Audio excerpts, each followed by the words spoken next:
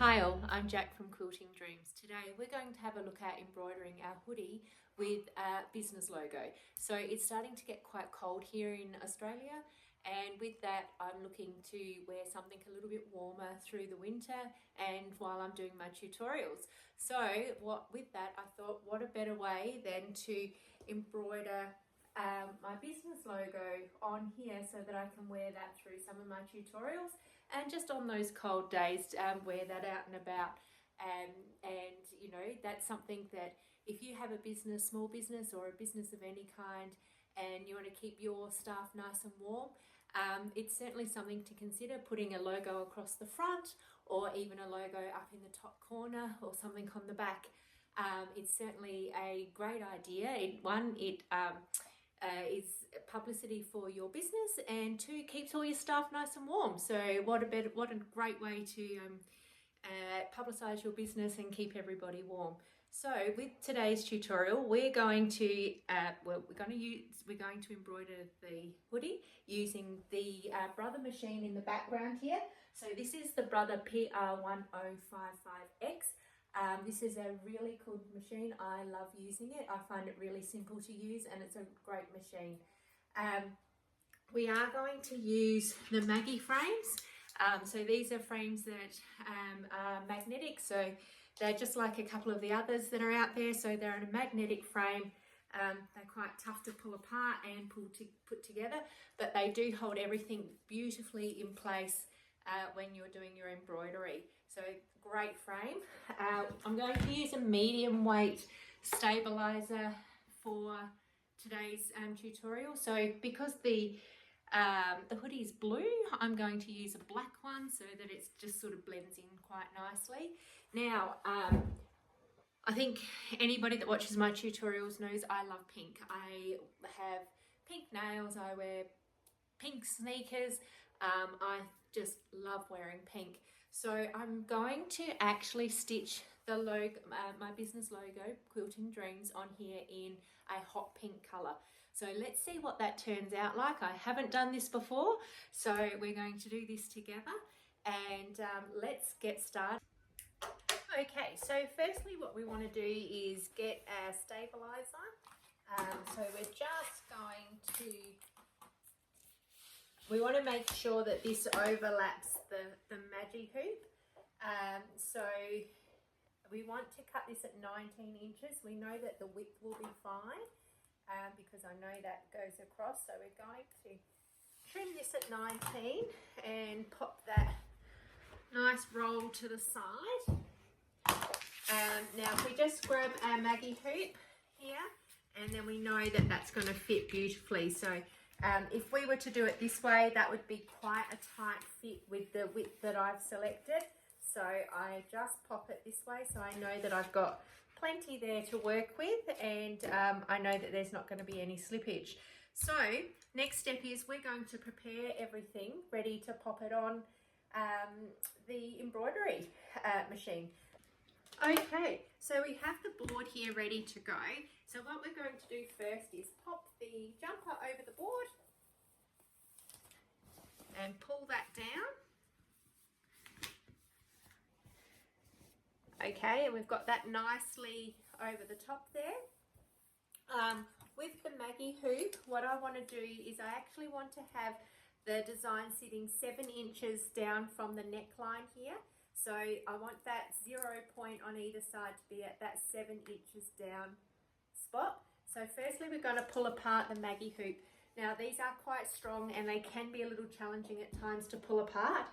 We're just going to keep them separated for a moment, and we're going to place the bottom of the Maggie Hoop under the jumper. Now what we do want to make sure is that we have the Maggie Hoop here at the bottom and this smaller one here at the top. So we're just going to slide that in under here and pop that up. And then we've also got the stabilizer here. Now the stabilizer can go in now, or you can put it in a bit later, just beforehand, after you've finished making sure you've got your placement correct. So I'm just going to pop that in there now and spread that out nicely. Now there are some magnets that come with the Maggie Hoop that you can certainly put in place to hold everything nice and securely under there. I tend not to use them, but as you can see, I use a generous amount of Stabiliser, so I've got a reasonable amount to work with there. So we've now got we've got the bottom of the Maggie Hoop underneath, the Stabiliser is in, and what we want to do is make sure we have that around where we want. So I know that the top here needs to be 1.5 inches from we want it about 1.5 to 2 inches from that neckline. So with the middle of the hoop being around that 7 inches. So if I look here, that starts roughly around the 3 there, finishes at 12, so that's 9 inches. So we want about 4.5 inches in. So that would be around the 7.5. So that's probably just a little bit lower than what I was aiming for. So I just pop that up a little bit and get that into that 1.5 inch mark so that we can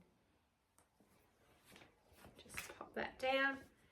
Sometimes it's a little bit of trial and error to work out exactly the spot you'd like it, but you just want to make sure you're going across that bust line. So that is now sitting at the 1 with the middle of the frame. So there's the middle, so that's approximately your 9 inches. So if we lift that up there, we've now got the bottom sitting at the 2 inches with 11 at the bottom. So we want that to sit at about 7 would be about correct for that. So let's have a look at what that looks like. Now the other thing to look at is just make sure that you've got that on straight, you've got an equal amount on each side. If you're lining up at the top here, you tend not to have too many issues with that because it's nice and balanced.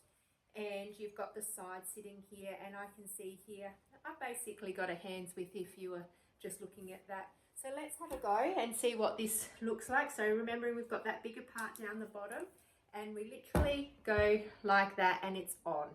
So we've now put the Maggie Hoop on and it is ready to go.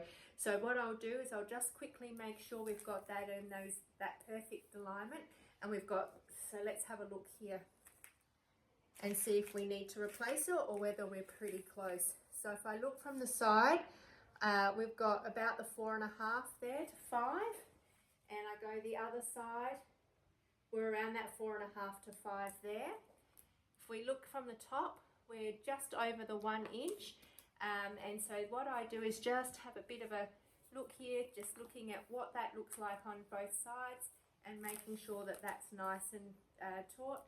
If I look at here, that 0 line is actually sitting at the 6 if I just go using the tape measure by eye.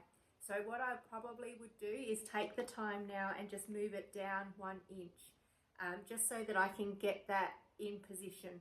But if you're happy with it sitting at that 6 inch, that'll just be a little bit higher, then that's perfect. So I'm just going to take the time before we go to the machine, and I'm just going to move that down, that 1 inch. But in terms of where I've placed it on the jumper, that's pretty spot on. Okay, over at the embroidery machine, as I mentioned, this is the Brother PR1055X. I do find that this is a really, really awesome machine, and it stitches really nicely. So what we're going to do is, today we're not going to go through how I design a pattern and or load it onto the machine. We're just going to go straight to stitching it out. Now look, remember, if you have a weekend getaway with friends and family and you all want matching jumpers, this is also a great option. So you could have, if you've got your home embroidery machine, you can certainly get there and create something really wonderful, keeping everybody warm, or if it's summer where you are, you can pop it on a polo or a t-shirt, whatever works for you and what weather it is for you at the moment. It's really coming in quite cold here in Australia, so having a few nice warm jumpers is going to make it a lot easier for me as we move into this winter season. So what we're going to do is load it on the machine next, and then we're going to stitch it out, and then we're going to have a look at what the hot pink looks like on the navy hoodie. Let's keep going. Okay, so we're going to go ahead now and select the pattern. So to do that, I know that the pattern's sitting on the USB, so we're going to select the USB.